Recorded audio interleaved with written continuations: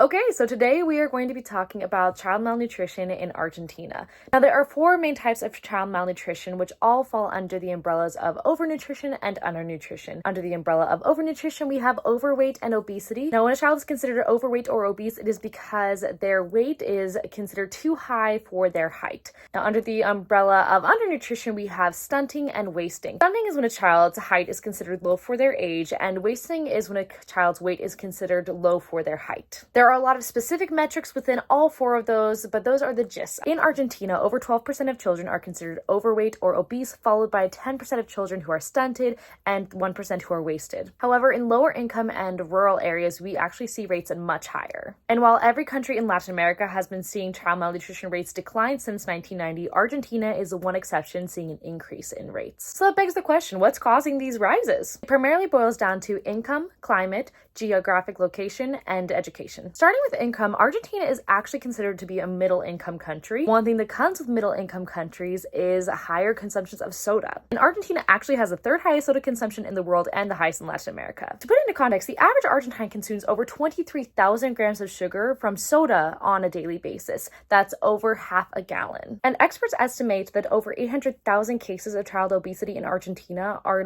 linked directly to soda consumption. On the other hand, we also see that lower income individuals are at higher risk for malnutrition. This is a combination of lower access to healthy food choices, especially with fruits and vegetables, and also a lower understanding of food labels. One study in a lower income Argentine province showed that less than 6% of participants were living above the poverty line. In addition, those participants saw higher rates of malnutrition than their counterparts. In addition to income, the climate plays a big role. In the 21st century alone, Argentina has experienced several severe droughts due to the effects of El Niño and the southern oscillations. Basically, this is when large heat oscillations come through the country, especially in open plains and rural areas. And this is devastating to the agriculture and livestock industries. In certain provinces, up to 90% of agriculture was affected, resulting in losses of billions of US dollars. On top of that, that limits the natural resources and increases dependence on exported, highly processed goods rather than grown agriculture and livestock. Regions that are isolated and in higher altitude have constant struggles with agriculture